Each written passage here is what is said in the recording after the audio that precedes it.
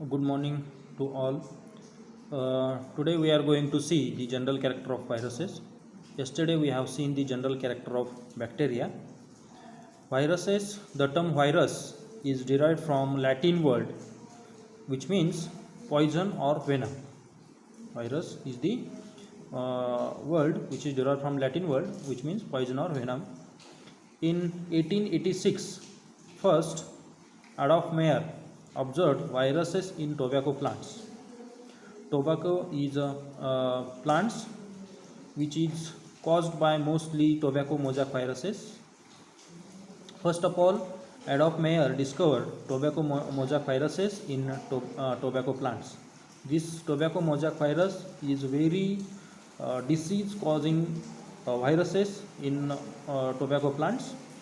Viruses is an ultra microscopic infectious agent that are metabolically inert. Metabolically inert means it required living organism for their metabolic activity, for their reproduction, for their multiplication. If the living organism is absent, then it is metabolically inert. म्हणजे काय की metabolically active होण्यासाठी त्याला living ऑर्गॅनिझमची आवश्यकता असतो. जर living organism जर नसेल तर तो त्याला रिप्रोडक्शन होण्यासाठी किंवा मल्टिप्लिकेशन होण्यासाठी त्याला चान्स नाही मिळत, त्यामुळे तो मेटाबॉलिकली इनर्ट राहतो. And which multiply only within the living cells or host. That means compulsory हे काय आहे, ह्याला लिव्हिंग सेल्सची ह्याला गरज लागते मल्टिप्लिकेशन होण्यासाठी. Next character, viruses are metabolically inert. आत्ताच आपण लास्ट स्लाईडमध्ये आपण बघितलं मेटाबॉलिकली इनर्ट म्हणजे काय की it required living organism. It may be plants or it may be animals for their multiplication or for the divisions रिप्रोडक्शनसाठी. Otherwise viruses are metabolically inert. Viruses are obligate intracellular parasite. Obligate ह्या शब्दाचा अर्थ it require living organism. Living organism म्हणजे either it may be plants or it may be animals. Intracellular parasite. Intra means within the cell for multiplication for reproduction it take place within the cells. That's why it is called intracellular. दोन गोष्टी आहेत, एक आहे intercellular, दुसरं आहे terminology ते आहे intercellular. Intracellular means within the cell, intercellular means in between the cells. But viruses इथं काय म्हटलेलं आहे, viruses are obligate intracellular parasite.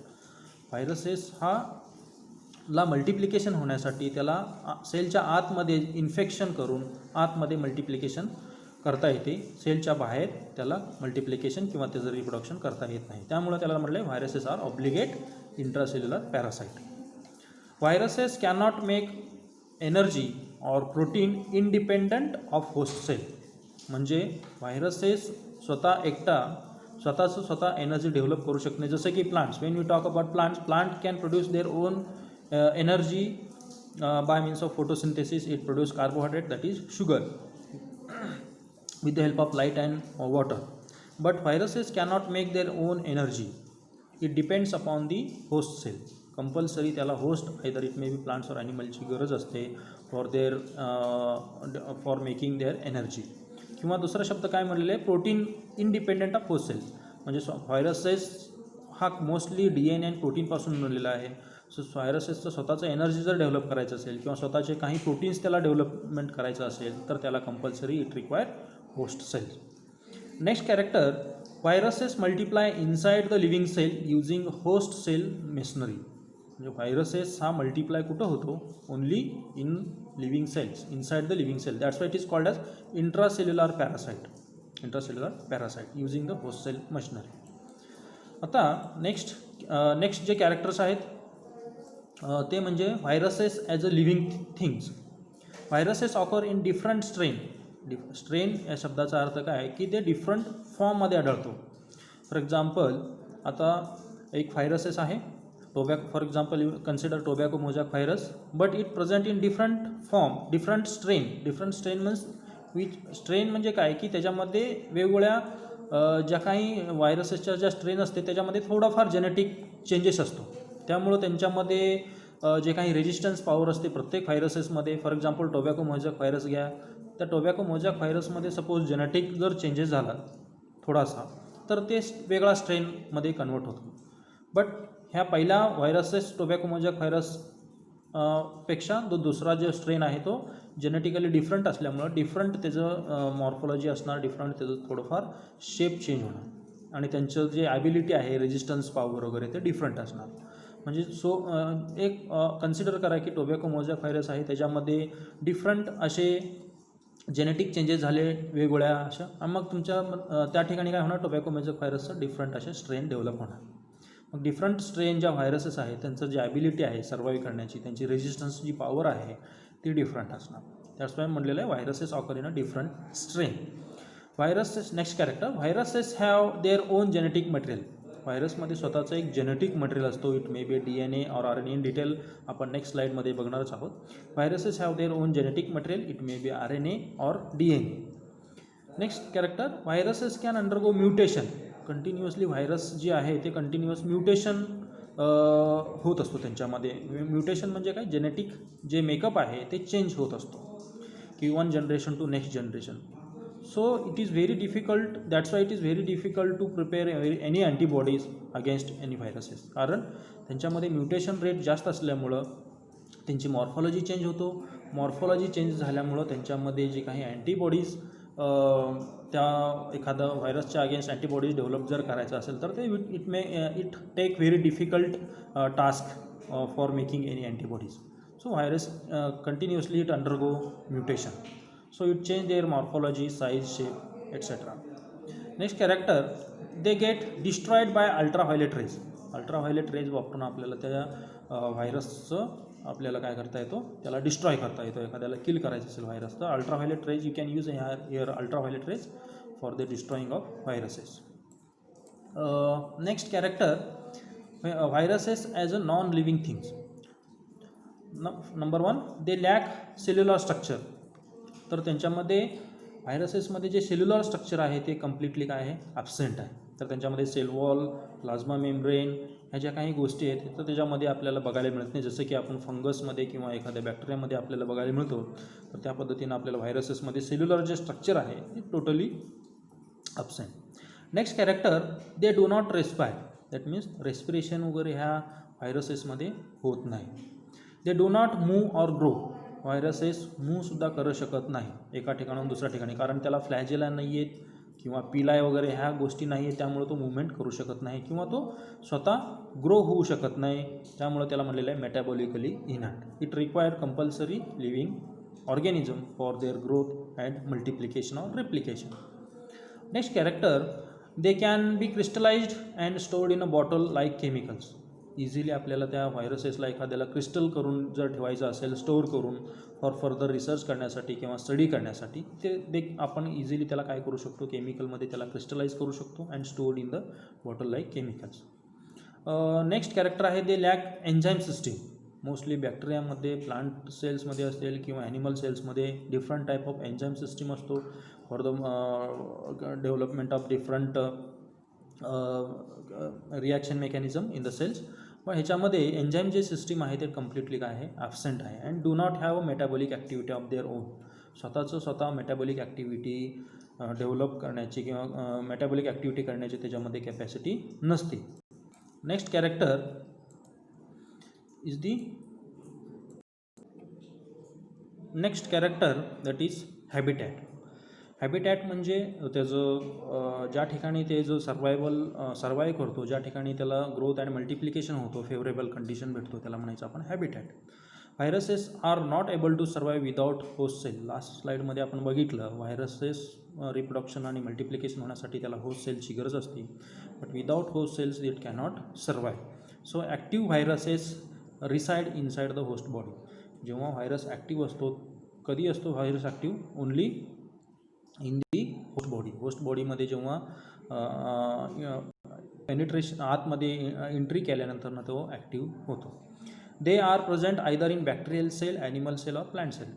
कुठल्या पण एखाद्या बॅक्टेरियाला इन्फेक्शन केलं असेल किंवा एखाद्या ॲनिमलला इन्फेक्शन जर केलं असेल किंवा एखाद्या प्लांट सेलला थोडं इन्फेक्शन केलं असेल, तर इन्फेक्शन केल्यानंतरनं प्लांटच्या सेलमध्ये एंट्री केल्यानंतरनं तो काय होतो, ॲक्टिव्ह होतो. फॉर एक्झाम्पल हर्पीस व्हायरस असेल, टोबॅको मोजॅक व्हायरस असेल, टोबॅको मोजॅक व्हायरस आपण लाईट स्लाईडमध्ये बघितलं, TMVA शॉर्टमध्ये त्याला TMVA असं म्हटलं जातं. नंतर नेक्स्ट आहे bacteriophage viruses. There are different examples of viruses which require host cell. Next is the size of the viruses. Viruses are much smaller than bacteria. आपण बघितलं काल बॅक्टेरिया आपण मायक्रोमीटरमध्ये मोजतो, but in case of viruses they are much smaller than bacteria. But viruses जर त्याला measurement जर करायचं असेल त्याचं साईज, तर it require nanometer scale. For example 22 on an average जर 20 to 1400 नॅनोमीटर, म्हणजे व्हायरस आहे स्मॉलेस्ट व्हायरस असेल किंवा लार्जेस्ट व्हायरस जर आपण कन्सिडर केलं की smallest virus up to 20, largest virus up to 1400 नॅनोमीटरपर्यंत आपल्याला बघायला मिळतो. Nanometre. For example polio virus is 30 nanometer in size. Polio virus एकदम 30 नॅनोमीटर छोटासा पोलिओ व्हायरस असतो, पोलिओ व्हायरस ज्याच्यामुळं पोलिओ होतो. त्यानंतर दुसरा आहे giant mimi viruses are up to 800 nanometer. Giant या शब्दाचा अर्थ आहे लार्ज. तर हा जॉईंट मिमी व्हायरसेस नाव दिले कारण ते 800 नॅनोमीटर एवढा मोठा असतो. नॅनोमीटर, आपण नॅनोमीटरबद्दल बोलतो आहे, 800 नॅनोमीटर, त्यामुळे त्याला नाव दिले giant mimi viruses up to 800 nanometer. Next character, you can see here the different their size and type of different viruses. ह्या ठिकाणी तुम्ही बघू शकता, this is adenoviruses, this is bacteriophage viruses, this is Ebola viruses. Okay, you can see here the different type of viruses and their size, shape, morphology. Okay, these are the different type of viruses. Next point, that is different shape of the viruses. तर व्हायरसेसमध्ये साईजमध्येच variation नसतो, तर त्यांच्या शेपमध्ये सुद्धा different टाईपचं variation आपल्याला बघायला मिळतं.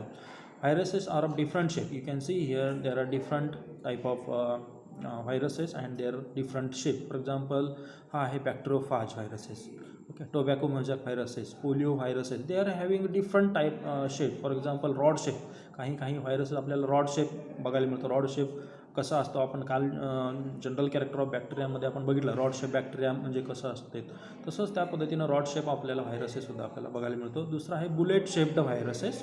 फिलामेंटस, काही फिलामेंटच्या फॉर्ममध्ये जर असतील तर त्याला म्हणायचं filamentous viruses. Icosahedral in shape and tadpole shape. Icosahedral आपण इन डिटेल नेक्स्ट स्लाईडमध्ये बघणार आहोत. आयकोसाहेड्रल हा ग्रीक वर्ड आहे, which is derived from the icosahedral word, which is derived from the Greek word. Icon means 20 faces असणारं जे viruses आहे त्याला म्हणायचं आयकोसाहेड्रल व्हायरस, म्हणजे शेप. अँड नेक्स्ट आहे टॅडपोल शेप. अशा डिफरंट टाईपच्या शेपमध्ये आपल्याला त्या व्हायरसेसचं डायव्हर्सिटी आपल्याला बघायला मिळतं. नेक्स्ट कॅरेक्टर आहे ते म्हणजे व्हायरसेसचं structure. Virus consist of nucleic acid and protein. सगळ्यात महत्त्वाचं म्हणजे व्हायरस हा मोस्टली न्यूक्लिक ॲसिड अँड प्रोटीनपासून बनलेला असतो. आपलं लास्ट स्लाईडमध्ये आपण बघितलं, व्हायरसेसमध्ये मेम्ब्रेन बाउंड ऑर्गेनेल स्ट्रक्चर वगैरे काही नाही आहे, त्याला सेल मेम्ब्रेन नाही आहे किंवा त्याला सेल वॉल नाही आहे. It mainly made up of nucleic acid and protein. This is very distinguishing character of the viruses, nucleic acid and protein. Next character, genome or nucleic acid is covered by protein coat called as capsid. जर ह्या जो genome आहे, genome म्हणजे काय, nucleic acid, त्याच्यामध्ये either it may be deoxyribose nucleic acid DNA असेल किंवा ribose nucleic acid RNA असेल, which is covered by protein coat called as capsid. म्हणजे आपण नेक्स्ट स्लाईडमध्ये बघणार आहोत what is mean by capsid. Please आता एवढंच लक्षात ठेवा की जे न्यूक्लिक ॲसिड किंवा जेनेटिक मटेरियल आहे ते जेनेटिक मटेरियलच्या भोवती जे कोट असतो, प्रोटीन कोट, त्याला म्हणायचं capsid. Next character, some viruses have envelope outside the capsid. कॅप्सिडच्या बाहेरच्या साईडला सुद्धा काही इन्व्हॉल्प असतो, म्हणजे कवर असतो, त्याला म्हणायचं envelope. Capsid without the envelope is called as naked. जर कॅप्सिडला जर बाहेरच्या साईडला जर इन्व्हॉल्प जर नसेल, कवरिंग जर नसेल, तर त्याला म्हणायचं naked viruses. Next slide. You can see here the detail structure of viruses. This is the central part. हा जो सेंट्रल पार्ट तुम्हाला दिसतो, this is the genetic material. It may be DNA or it may be RNA. D N A म्हणजे double standard जर असेल तर ते D N ए झाला, सिंगल स्टँडर्ड जर असेल तर तो झाला R N A or ribose nucleic acid. And हा जेनेटिक मटेरियल झाला सेंटरचा, आणि त्याच्या भोवतीचा हा जो कोटिंग आहे, this yellow colour orange colour ह्या ठिकाणी दाखवलेला आहे, तर हे this is called as capsid protein coat. हा कॅप्सिड काय आहे, प्रोटीन कोटपासून बनलेला आहे. आणि ह्या कॅप्सिडच्या बाहेरच्या साईडला हा जो एनव्हलप आहे, this is called as envelope. This is the typical structure of viruses. DNA molecule or genetic material, protein coat and envelope. This is also made up of protein molecule. Next, viral genome. We have talked in last slide. Genome, it may be either DNA or it may be RNA. तर ह्याच्यामध्ये जे काही genetic material आहे, हा either D N A असेल, double standard जर असेल तर D N A, single standard असेल तर that is ribose nucleic acid, R N A असेल. It may be single standard form or double standard form. Either आता ह्याचं जे शेप आहे, सगळ्यात महत्त्वाचं जे जेनेटिक मटेरियलचं जे शेप आहे, काल आपण बघितलं की बॅक्टेरियामध्ये जे जेनेटिक मटेरियल असतं ते जेनेटिक मटेरियल हा सर्क्युलर डबल स्टँडर्ड फॉर्ममध्ये असतो. But in case of virus it may be either circular और it may be linear. These are the general genetic material of viruses. Okay. Please remember, it may viruses मध्ये genetic material either DNA असतो or RNA असतो. Okay, these are the distinguishing character of viruses. Next, viral capsid. तर viral capsid म्हणजे आपण मगाशी बघितलं, viral capsid म्हणजे त्याच्या भोवती जे प्रोटीन कोट असतो त्याला आपण म्हणतो कॅप्सिड. तर viral nucleic acid surrounded by protein called as capsid. Viral capsid is of 3 type. तर व्हायरल कॅप्सिड हे 3 वेगवेगळ्या प्रकारचे आपल्याला बघायला मिळतो. एक असतो हेलिकल. जर प्रोटीन हे तुम्हाला हेलिकल स्ट्रक्चरमध्ये जर असेल त्याचं शेप, तर त्याला म्हणायचं हेलिकल. हेलिकल मीन्स तुम्ही suppose double standard D N एला आपण हेलिकल स्ट्रक्चर म्हणतो, कारण ते काय आहे, डबल स्टँडर्ड जे आहे ते ट्विस्टेड आहे, मग त्या ट्विस्टेड स्ट्रक्चरला म्हणायचं हेलिकल. सेम जर प्रोटीन स्ट्रक्चर तुमचं जर हेलिकल फॉर्ममध्ये जर असेल तर त्याचं त्या कॅप्सिडला म्हणायचं हेलिकल कॅप्सिड. म्हणजे असे कॅप्सिड ते तुम्हाला 3 डिफरंट फॉर्ममध्ये तुम्हाला बघायला मिळतं. एक तर हेलिकल, दुसरा आहे आयकोसाहेड्रल. पण लास्ट स्लाईडमध्ये आपण बघितलं आयकोसाहेड्रल मिनिंग आयकोसचा हा ग्रीक वर्डपासून बनलेला आहे. आयकोसॉन म्हणजे 20, हेड्रल म्हणजे शेप डिफरंट, 20 फेसेस म्हणजे 20 वेगवेगळे फेसेस असणारे. जसं की रेक्टँगलला 4 असते, तसं आयकोसाहेड्रलमध्ये 20 डिफरंट फेसेस असते. तर आयकोसाहेड्रल हा कॅप्सिड असतो, बघायला मिळतो तुम्हाला. त्यानंतर थर्ड आहे कॉम्प्लेक्स, की ज्याच्यामध्ये आपल्याला आयडेंटिफाय करता येत नाही त्याचं फेसिंग किती आहे किंवा त्याचं शेप कुठला आहे, त्याला म्हणायचं कॉम्प्लेक्स टाईप. अशा 3 डिफरंट टाईपचे कॅप्सिड्स आपल्याला बघायला मिळतो. नेक्स्ट आहे हेलिकल सिमेट्री.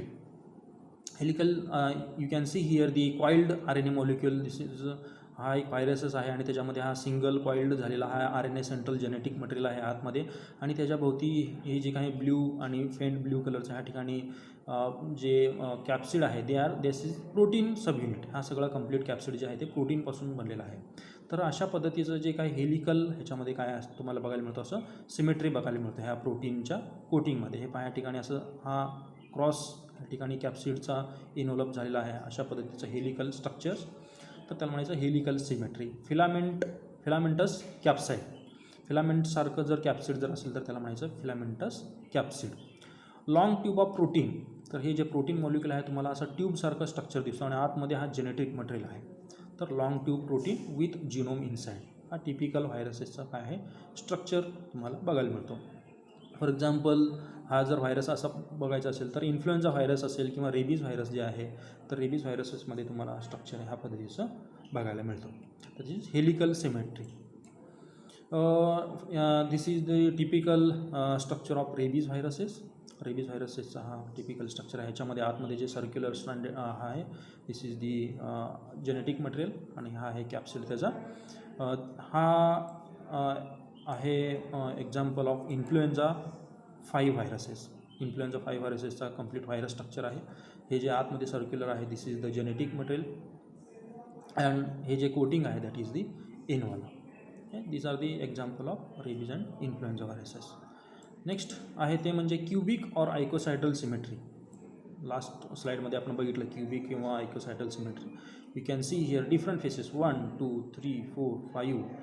ह्या साईडला 5 असतील, परत बॅक साईडला 5 असतील, ह्या साईडला असे टोटल डिफरंट असे किती फेसेसपासून बनलेला असतो, 20 डिफरंट फेसेसपासून बनलेला असतो, म्हणून त्याला नाव दिलेलं आहे आयकोसायडल सिमेट्री. अशा पद्धतीचं सिमेट्री तुम्हाला व्हायरसेसमध्ये बघायला मिळतो, म्हणून त्याला नाव दिलेलं आहे आयकोसायडल कॅप्सिड. मेड ऑफ आयकोसायडल कॅप्सिड, मगाशी आपण बघितलं कॅप्सिडचे 3 प्रकार, आयकोसायड्रल, हेलिकल असेल किंवा कॉम्प्लेक्स टाईपचं जर स्ट्रक्चर, तर ह्यामधला हा टिपिकल काय आहे आयकोसायड्रल जे स्ट्रक्चर आहे ह्या ठिकाणी तुम्ही बघू शकता. Different faces, it has 20 triangular sides. Example HIV virus असेल, HIV व्हायरसमध्ये तुम्हाला अशा पद्धतीचं स्ट्रक्चर आयकोसायड्रल बघायला मिळतो. हेपॅटायटिस B व्हायरस असेल किंवा ॲडिनो व्हायरस असतील तर त्याच्यामध्ये 20 डिफरंट टाईपच्या अशा पद्धतीचं फेसेस तुम्हाला बघायला मिळेल. Next, this is the typical structure of hepatitis B viruses. This is the central, this polymerase enzyme, हा कोर मॉलिक्यूल आहे, त्याच्यामध्ये हा सर्क्युलर जे आहे ते जेनेटिक मटेरियल आहे. Next, this is the structure of HIV viruses. HIV virus हा typical structure आहे, याच्यामध्ये हा कोर प्रोटीन मॉलिक्यूल तुमचं capsid, and this is the central genetic material. This is the different protein sub unit, त्या ठिकाणी याला protein सब युनिटला असं नाव दिलेलं आहे. नेक्स्ट आहे कॉम्प्लेक्स सिमेट्री. कॉम्प्लेक्स सिमेट्री म्हणजे ह्या ठिकाणी जे DNAचं जे स्ट्रक्चर आहे त्याच्यामध्ये the head of the virus is cubic and tail is helical. हा टेल आहे तो हेलिकल स्ट्रक्चर आहे आणि जो हेड मॉलिक्यूल जे आहे, हा हेड जे आहे ते क्युबिक स्ट्रक्चर आहे. टिपिकल व्हायरसेसचा स्ट्रक्चर आहे. फॉर एक्झाम्पल पॉक्स व्हायरस असेल किंवा बॅक्टेरोफाज व्हायरस असेल तर पॉक्स किंवा बॅक्टेरोफाज व्हायरसेसचं तुम्हाला स्ट्रक्चर अशा पद्धतीचं बघायला मिळतो. हेड वेगळा असतो आणि त्याचा टेल वेगळा असतो. तर टेल जे आहे ते हेलिकल स्ट्रक्चर असतो आणि हेड जे आहे ते क्युबिक स्ट्रक्चर तुम्हाला असं बघायला मिळतं. नेक्स्ट आहे रेप्लिकेशन. व्हायरसेसमध्ये जे रेप्लिकेशन्स आहे ते 2 टाईपचं रेप्लिकेशन होतो. एक आहे लायटिक सायकल, दुसरा आहे लायसोजेनिक सायकल. 2 पद्धतीमध्ये त्याचं रिप्रोडक्शन होतो, रेप्लिकेशन होतो त्याचं. First will see the lytic cycle. Lytic सायकलमध्ये 5 स्टेपनं लायटिक सायकल होतो. आपण नेक्स्ट स्लाईडमध्ये आपण डिटेलमध्ये बघणार आहे स्टेप बाय स्टेप प्रोसिजर. तर लायटिक सायकलमध्ये 5 स्टेप. फर्स्ट स्टेप आहे अटॅचमेंट. अटॅचमेंट म्हणजे व्हायरस काय करतो, पहिल्यांदा लिव्हिंग ऑर्गॅनिझमला पहिल्यांदा अटॅच करतो with the help of protein molecules. एकमेकाला रिकग्नाइज करते. फॉर एक्झाम्पल हे बॅक्टेरिया असेल किंवा लिव्हिंग ऑर्गॅनिझम असेल किंवा एका लिव्हिंग ऑर्गॅनिझममध्ये आयदर प्लांट किंवा ॲनिमल असेल तर पहिल्यांदा प्लांट सेल किंवा ॲनिमल सेल हा रिकग्नाइज करणार आणि त्याला अटॅचमेंट करणार. हा फर्स्ट स्टेप अटॅचमेंट. सेकंड आहे पेनिट्रेशन. पेनिट्रेशन म्हणजे ह्याच्यामध्ये जे काही DNA किंवा RNA मॉलिक्यूल असेल, जेनेटिक मटेरियल असेल, तर जेनेटिक मटेरियल आतमध्ये बॅक्टेरिया किंवा प्लांट किंवा ॲनिमल सेलमध्ये काय करतो, पेनिट्रेट करतो, आतमध्ये पेनिट्रेट करतो. That is penetration step. Next number आहे replication of the nucleic acid. रेप्लिकेशन म्हणजे जेव्हा आतमध्ये एकदा पेनिट्रेशन केला होस्ट सेलमध्ये, बॅक्टेरिया असेल, प्लांट सेल असेल, ॲनिमल सेल असेल, तर त्यानंतरनं ते नेक्स्ट स्टेप असतो रेप्लिकेशन. आतमध्ये तो रेप्लिकेशन करतो. नेक्स्ट आहे मॅच्युरेशन. मॅच्युरेशन म्हणजे रेप्लिकेशन झालेलं जे काही DNA मॉलिक्यूल असेल तर त्याच्याभोवती कोटिंग मॉलिक्यूल तयार होतो, प्रोटीन कोट तयार होतो, ते झालं मॅच्युरेशन. आणि नेक्स्ट 5th स्टेप आहे ते म्हणजे रिलीज ऑफ न्यू व्हायरॉन. म्हणजे मॅच्युअर झालेले जे काही व्हायरसेस किंवा त्याला सिंगल असेल तर त्याला व्हायरॉन म्हणतो, सिंगल व्हायरॉन. तर ते व्हायरॉन काय करतात, बॅक्टेरियाचं जे सेल असेल किंवा ॲनिमल सेल असेल किंवा प्लांट सेल असेल त्याला रप्चर करून त्यामधून व्हायरसेस असं बाहेर रिलीज होते. तर these are the 5 different stages of lytic cycle. Next स्लाईडमध्ये आपण बघूया. You can see here the different lytic and lysogenic steps. तर ह्या ठिकाणी तुम्ही बघू शकता हा होस्ट सेल आहे बॅक्टेरियाचा आणि होस्ट सेलचा हा स्वतःचा हा काय आहे, जेनेटिक मटेरियल आहे, म्हणजे त्याचा DNA मॉलिक्यूल आहे. ह्या ठिकाणी तुम्ही बघू शकता दिस इज दी व्हायरसेस. हा काय आहे, फाज व्हायरसेस आहे आणि त्या फाज व्हायरसेसमधला पहिल्यांदा हा काय झाला, अटॅचमेंट झालं. अटॅचमेंट झाल्यानंतर हा जे जेनेटिक मटेरियल आहे ते जेनेटिक मटेरियल बॅक्टेरियाच्या आतमध्ये जातो आणि आतमध्ये गेल्यानंतर ह्याला म्हणायचं second step, penetration step. Third step जे आहे ते म्हणजे रेप्लिकेशन. म्हणजे बॅक्टेरियाच्या सेलमध्ये गेल्यानंतर हे जे काही व्हायरसचं जे काही जेनेटिक मटेरियल आहे तो रेप्लिकेशन करतो. फॉर एक्झाम्पल तुम्ही नेक्स्ट ह्या स्टेपमध्ये बघू शकता. ह्या ठिकाणी नंबर ऑफ छोटे छोटे फ्रॅगमेंट त्या DNAचे होऊन, व्हायरसच्या DNAचे फ्रॅगमेंट होऊन त्याचं रेप्लिकेशन झालं. ह्या ठिकाणी एक सिंगल सर्क्युलर दिखाले आणि बाकीचे डॉट्स जे आहेत ते these are the fragment of genetic material व्हायरसच्या. ह्या ठिकाणी बघू शकता तुम्ही 1 2 3 4. Okay, these are the multiple copies of the virus genetic material. तर ह्या ठिकाणी नेक्स्ट स्टेपमध्ये काय होतं, त्या व्हायरस जेनेटिक मटेरियलचं मल्टिप्लिकेशन होतो आणि नेक्स्ट स्टेपमध्ये हे जेनेटिक मटेरियल आणि त्याचं भोवती प्रोटीन कोट बनतो आणि त्याचा हेड आणि टेल अशा पद्धतीचं स्ट्रक्चर बनून हा मॅच्युअर स्टेजमध्ये जातो. This is called as maturation stage, 4th stage. आणि 5th स्टेजमध्ये ह्या बॅक्टेरिया सेलला किंवा ॲनिमल सेलला किंवा प्लांट सेलला रप्चर करून ते व्हायरॉन बाहेर रिलीज होते, त्या सेलच्या बाहेर, त्याला म्हणायचं रिलीजिंग ऑफ व्हायरॉन. तर अशा पद्धतीचं हे काय आहे, लायटिक सायकल आहे, स्टेप बाय स्टेप प्रोसिजर. पहिल्यांदा अटॅचमेंट करणार, त्यानंतर penetration of virus genetic material, त्यानंतर replication of own genetic material with the help of host cell. त्यानंतर नेक्स्ट टाईप आहे मॅच्युरेशन, मल्टिप्लिकेशन होणार, मॅच्युरेशन होणार आणि रिलीज होणार व्हायरस सेलच्या बाहेर. अशा पद्धतीचं जे काही लाईफ सायकल आहे त्याला म्हणायचं लायटिक सायकल. म्हणजे हा रिप्रोडक्शनचा एक आहे, एक स्टेप आहे लायटिक सायकल. दुसरा आहे लायसोजेनिक सायकल. लायसोजेनिक सायकलमध्ये काय होतं की पहिल्यांदा अटॅचमेंट होऊन त्यामध्ये व्हायरस न्यूक्लियस, व्हायरसचं जे जेनेटिक मटेरियल आहे ते व्हायरस जेनेटिक मटेरियल ह्या बॅक्टेरियाच्या जेनेटिक मटेरियलसोबत काय होणार, इंटिग्रेशन होणार. सगळ्यात महत्त्वाचा डिफरन्स ह्यामध्ये बॅक्टेरियाच्या जेनेटिक मटेरियलसोबत इंटिग्रेशन झालेलं नाही आहे, बट ह्या ठिकाणी होस्ट सेलच्या genetic material, for example suppose this is bacterial genetic material.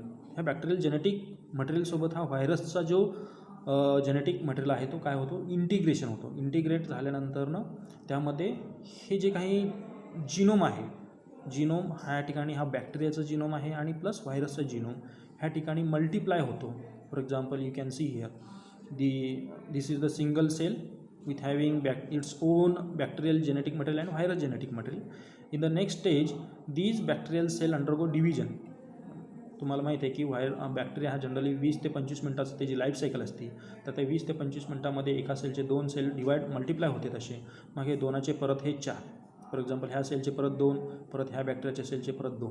म्हणजे अशा पद्धतीचं सेल बाय सेल काय होतं, इंटिग्रेशन होऊन मल्टिप्लाय होतो व्हायरसचा. तर ह्याला म्हणायचं लायसोजेनिक सायकल. तर अशा पद्धतीचं हे 2 टाईपचे रिप्रोडक्शन मेथड आहेत व्हायरसेसमध्ये. एक आहे लायटिक सायकल, दुसरा आहे लायसोजेनिक सायकल. अशा पद्धतीनं लायटिक आणि लायसोजेनिक मेथडनं ह्या व्हायरसचं जे जेनेटिक मटेरियल आहे किंवा व्हायरसचं जे मल्टिप्लिकेशन आहे, रिप्रोडक्शन आहे, ते रिप्रोडक्शन होतं. नेक्स्ट कन्क्लुजन आपण मांडू शकतो व्हायरसेसबद्दल. Viruses are infectious particle which replicate only inside the host. म्हणजे कंपल्सरी ह्याला होस्टची गरज आहे मल्टिप्लिकेशन होण्यासाठी किंवा रेप्लिकेशन्स होण्यासाठी. Next character, it attack plants, animal or bacterial cell. हा प्लांटवरती अटॅक करू शकतो, प्लांट कुठल्या पण लिव्हिंग प्लांटवरती किंवा एखादा ॲनिमल असेल. डिफरंट ॲनिमल प्लांटवरती अटॅक केल्यानंतर different type of plant diseases होतो, जसे की टोबॅको मोजॅक व्हायरस असेल. अशा multiple different viral mosaic papaya viruses आहे. पपयावरती डिसीज होतो व्हायरसनं. त्यानंतर चिलीवरती डिफरंट टाईपचं डिसीजेस होतो व्हायरसनं. सिट्रसवरती अशा मल्टिपल डिसीजेस आहेत की जे व्हायरसमुळं होणारे प्लांटवरती डिसीजेस आहेत. नेक्स्ट आहे ॲनिमललासुद्धा इन्फेक्शन होणारे. फॉर एक्झाम्पल आता कोविड तुम्हाला माहीत असेल, कोविड-19 ह्या व्हायरल डिसीजेस आहे. ॲनिमल डिफरंट टाईप ऑफ आपल्याला सर्दी होतो, व्हायरल इन्फेक्शन आहे. Different type of viruses which infect animal. Bacteria सेललासुद्धा व्हायरसनं डिफरंट टाईपचे इन्फेक्शन करतो. तर it attack on plant, animal and bacterial cell. Next that is replication exhibit in lytic and lysogenic. आपण बघितलं की हे जे रेप्लिकेशन्स आहे ते 2च मेथडने होतं, ते म्हणजे लायटिक, दुसरं आहे lysogenic cycle. They exhibit both living and non living character. म्हणजे सगळ्यात महत्त्वाचं व्हायरसचं डिस्टिंग्विशिंग कॅरेक्टर काय आहे, तर लिव्हिंग आणि नॉन लिव्हिंग कॅरेक्टर दोन्ही आहे. म्हणजे लिव्हिंग सेलच्या बाहेर जर असेल तरी तो सर्वाईव्ह करतो आणि लिव्हिंग सेलच्या बाहेर आतमध्ये असेल तरी पण सर्वाईव्ह करतो. त्याला म्हणायचं exhibit living and non living characteristic features. तर म्हणून व्हायरसेसला they can also called as the organism at the edge of the life म्हटलेलं आहे त्याला. तर अशा पद्धतीनं आज आपण ह्या ठिकाणी we have seen the general characters of viruses. Today we will stop here. We will see the general character of actinomycetes in the next lecture.